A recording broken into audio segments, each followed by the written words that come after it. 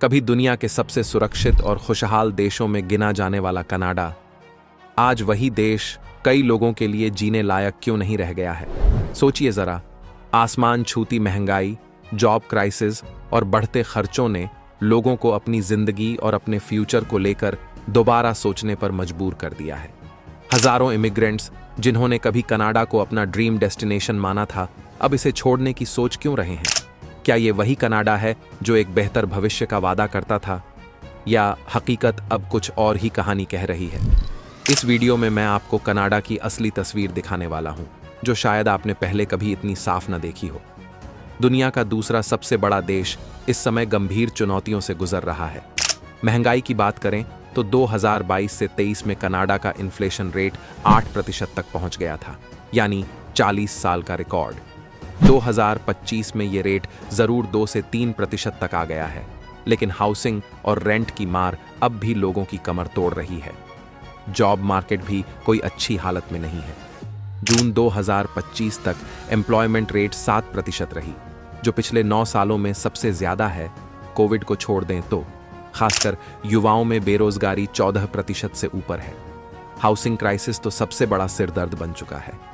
पिछले 10 सालों में घरों की कीमतें लगभग डबल हो चुकी हैं। 2017 में वाटरलू जैसे शहरों में एक बेडरूम अपार्टमेंट का किराया $900 था, जो अब $2200 तक पहुंच गया है। बड़े शहरों में तो औसत किराया $2500 से $3000 हो चुका है। 63% कनाडाई मानते हैं कि वे शायद कभी घर खरीद ही नहीं पाएंगे। इमिग्रेशन की तस्वीर भी बदल रही है। 2001 में 75% इमिग्रेंट्स सिटीजन बन जाते थे। 2021 में ये घटकर सिर्फ 45% रह गया। कई नए प्रवासी अब अपने देश लौटने या किसी और देश जाने के बारे में सोच रहे हैं, क्योंकि यहाँ घर और नौकरी पाना दिन ब दिन मुश्किल होता जा रहा है।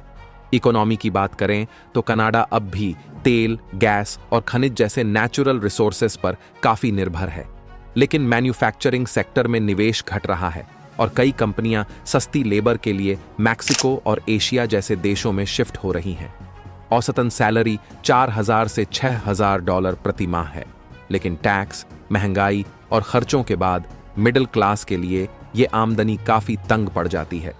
स्टूडेंट्स और इंटरनेशनल इमिग्रेंट्स की हालत भी आसान नहीं है। पार्ट टाइम जॉब्स पहले जितनी आसानी से नहीं मिल रही और वर्क परमिट के नए नियम भी दिक्कतें बढ़ा रहे हैं। कई ग्रेजुएट्स बताते हैं कि उन्हें होटल रेस्टोरेंट में काम करना पड़ा और अपने फील्ड में नौकरी मिलना बहुत मुश्किल था।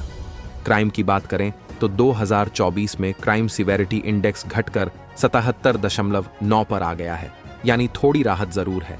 गैर हिंसक अपराधों में 6% और हिंसक अपराधों में 1% की गिरावट आई है। लेकिन हेल्थ केयर का हाल देखिए। 2023 में किसी स्पेशलिस्ट से इलाज पाने के लिए औसतन 27 हफ्ते का इंतजार करना पड़ा। इमिग्रेशन पर भी बड़ी बहस जारी है। जुलाई 2024 में लगभग 6000 विदेशी स्टूडेंट्स और वर्क वीजा धारकों को प्रवेश से रोका गया, ताकि संसाधनों पर दबाव कम किया जा सके और हाउसिंग क्राइसिस पर थोड़ा काबू पाया जा सके। दोस्तों, कनाडा की ये बदलती हकीकत न सिर्फ यहाँ के रेजिडेंट्स को, बल्कि उन लोगों को भी चौंका रही है जिन्होंने हमेशा इसे एक आदर्श देश माना था।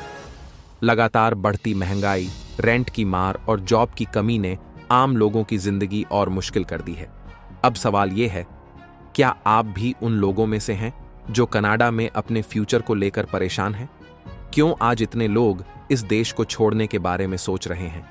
क्या ये वही कनाडा है जिसे कभी सबने एक बेहतर जीवन के लिए चुना था, या अब वक्त आ गया है कि हम नए विकल्पों की तलाश करें? अगर आप भी कनाडा की इस बदलती सिचुएशन को महसूस कर रहे हैं, तो इस वीडियो को लाइक करें और अपने दोस्तों के साथ शेयर जरूर करें।